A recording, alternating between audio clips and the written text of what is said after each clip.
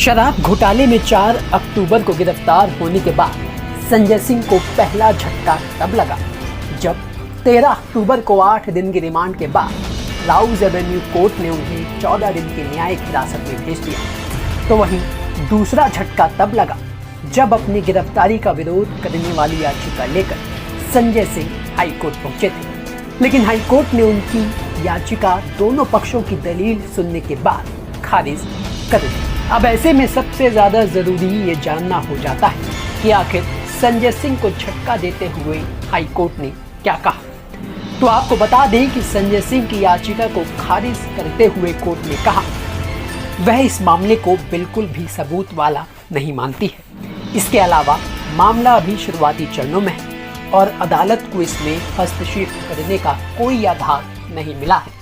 आरोपी के अधिकारों और राज्य के हित के बीच संतुलन बनाना उसकी जिम्मेदारी है। हालांकि वह व्यक्तियों की गरिमा की रक्षा के प्रति उदासीन नहीं, लेकिन न्यायिक प्रतिबद्धता जांच को रद्द करने तक सीमित नहीं हो सकती। इस बात का कोई सबूत नहीं है कि किसी एजेंसी ने गैर कानूनी तरीकों से सरकारी गवाह का बयान दिया है। इस स्तर पर इसकी सराहना नहीं की जा सकती कि कानून के रूप के किसी भी आदेश का उल्लंघन हुआ है।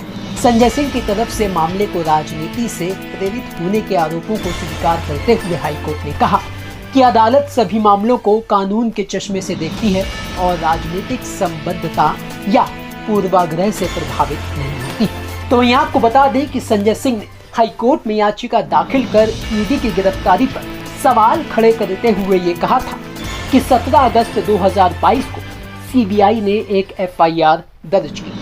1 साल 2 महीने तक सीबीआई या ईडी ने संजय सिंह को पूछताछ के लिए नहीं बुलाया। आज तक ईडी या सीबीआई की तरफ से कोई समन जारी नहीं किया गया। धारा 50 पीएमएलए के तहत कभी कोई नोटिस भी जारी नहीं किया गया, कभी किसी पूछताछ के लिए नहीं बुलाया। लेकिन 4 अक्टूबर 2022 को ईडी अचानक तलाशी के लिए संजय सिंह के घर आती है। मोबाइल फोन जब्त कर लिया, इन्हें कुछ भी आपत्तिजनक नहीं मिला। फिर शाम को 5:45 पर ईडी ने बिना कोई आधार बताए गिरफ्तार कर लिया। संजय सिंह को पीएमएलए के सेक्शन 19 के तहत गिरफ्तार किया गया था। पीएमएलए का सेक्शन 19 गिरफ्तारी के लिए उच्चतम मानक का कारण है। अधिकारी किसी को धारा 19 के तहत गिरफ्तार नहीं कर सकता जब तक उसके पास पहले से पुख्ता सबूत ना हो। धारा 19 के तहत गिरफ्तारी जांच के लिए या अपराध आदि की कार्रवाई का पता लगाने के लिए नहीं है। हमें गिरफ्तारी का आधार नहीं दिया गया। ईडी ने सुप्रीम कोर्ट के निर्देशों की अनदेखी की है, यहाँ तक कि उन्हें एक बार भी जांच के लिए नहीं बुलाया गया। उन्हें सरकारी गवाह के बयान के आधार पर गिरफ्तार कर लिया गया, जो कानून में अस्वीकार्य है।